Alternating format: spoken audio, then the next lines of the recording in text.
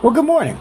So this morning I'm just going to share a question that I didn't ask during my class this weekend, a class on the Bhagavad Gita. And I probably should have because there wasn't enough questions. The reason why I didn't ask is, well, it seemed that I was asking questions every week. There's, between 60 and 100 people in the class, depending on the week. I didn't want to take up all the time, but I guess we're losing clients. Guess we're losing students. I mentioned it because we started with 75, and last time I looked, we were down to 60. I didn't check this week, but neither here nor there. But I ran the question through AI, just to, hey, what do you think? And it actually liked it. And so I thought I'd share it as a podcast. So without further ado, here's the podcast on, well, I'll read my question first. So originally, this is my question. It's chapter 14 of the Bhagavad Gita. Regarding metacognition, modern psychology sees two systems of thought, automatic, or system 1, and higher order, system 2. Can we see that devoted practice, that's bhakti or shraddha, can lead to the siddhi of concentration, right? The strength or the power or the skill of concentration. Can it be seen not just in a guru, but also in a person who practices or one with a disability that forced more concentration to navigate their environment? Is there a well of infinite cognition of concentration available to us if we believe and devote ourselves to the work? So based on that question, this is what I have for a podcast. Unlocking the infinite mind, concentration, devotion, and conscious action. Welcome back to the podcast. Today we're diving deep into the intersection of modern psychology, ancient wisdom from the Bhagavad Gita, and the insights of Carl Jung. We're going to explore how devoted practice, or bhakti, can lead to the siddhi of concentration, and how this may help us tap into a well of infinite cognition.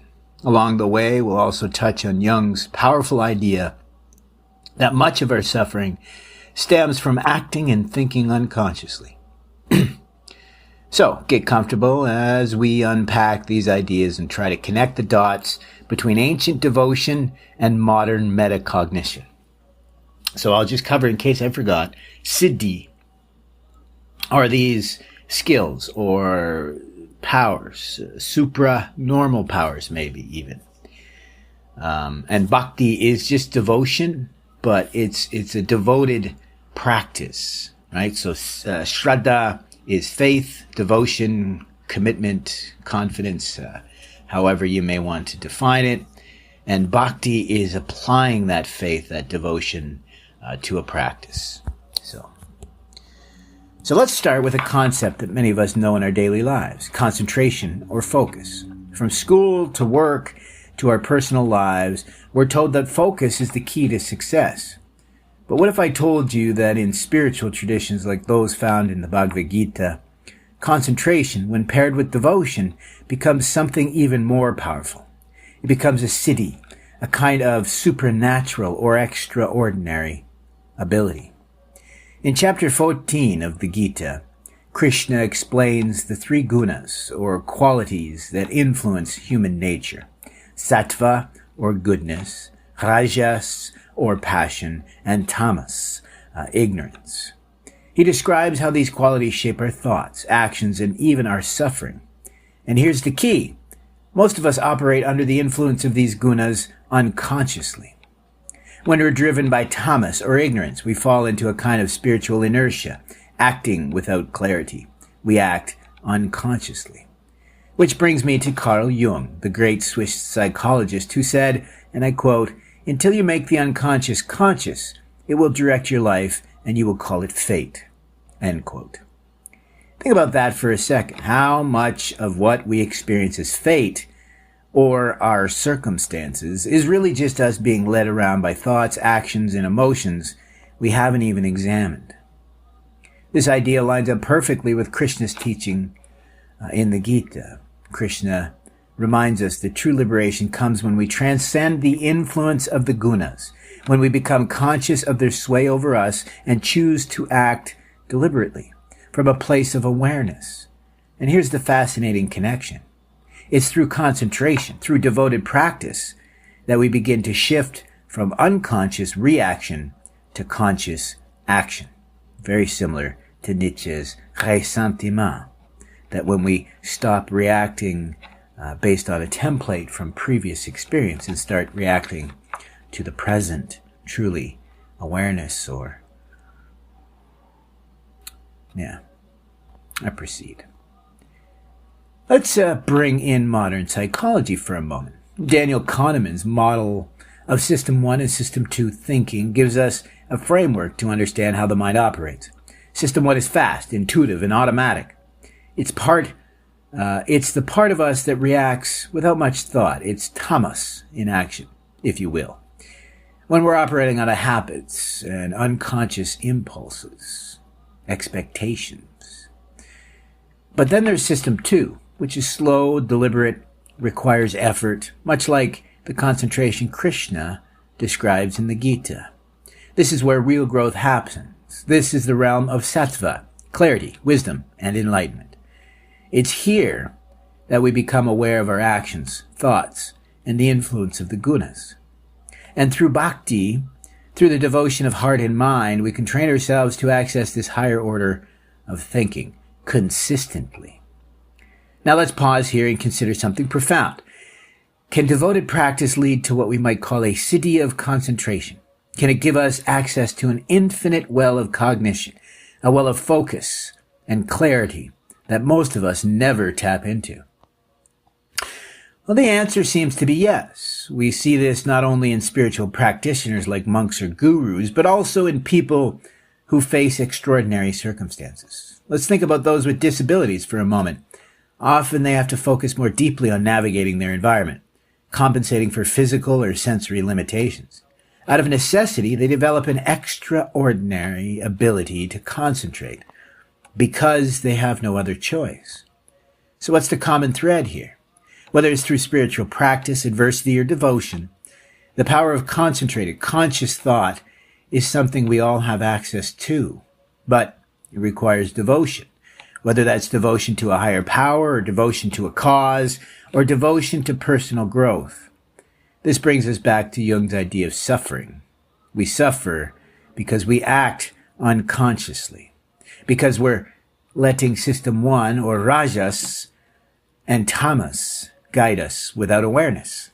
Our suffering is often self-inflicted through this lack of conscious thought. But what if, through practice and devotion, we could flip that switch? What if we could access a deeper reservoir of clarity and concentration?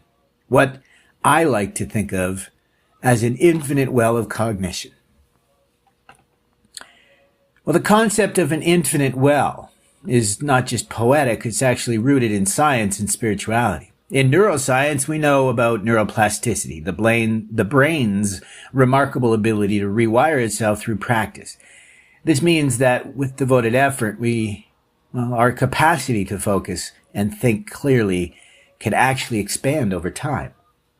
In spiritual terms, bhakti and shraddha, or devotion, devoted practice, and faith with commitment, devotion and faith are the keys that unlock the potential. By devoting ourselves wholeheartedly to something, we begin to break free from unconscious patterns.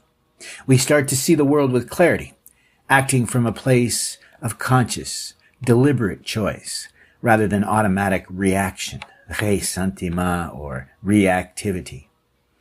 And in doing so, we begin to experience what Krishna describes in the Gita: freedom from suffering, freedom from the influence of the gunas. But here's the thing. This isn't reserved for yogis or gurus. This potential exists in every single one of us. We see glimpses of it in everyday life, in moments of deep focus, in acts of kindness, or in the perseverance of those who faced adversity. The well of concentration of cognition is available to anyone willing to devote themselves to the work. So, what can we take away from this exploration of the siddhi of concentration, or the potential? The Bhagavad Gita and Jung's insights. It's this.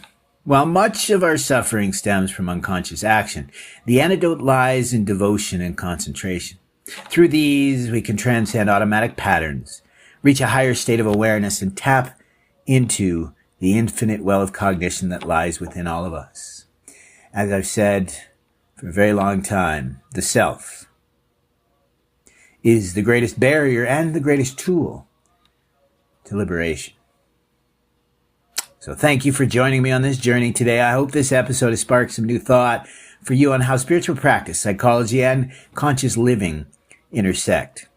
If you enjoyed today's discussion, don't forget to subscribe and share your thoughts with me on social media, obviously. Until next time, stay focused, stay conscious, and stay devoted. So as I said, subscribe. I don't get as many views on the podcast platform because it's weird. I prefer audio. I guess other people prefer video. I upload it to YouTube. It gets a little more traction, but marginally so. So if you have the opportunity, if you have the ability to subscribe, to leave a review on YouTube, it's Almighty Om, same as the podcast. You can find me as Om Vapor as well in other areas, but leave me a review if you can. Have a great day.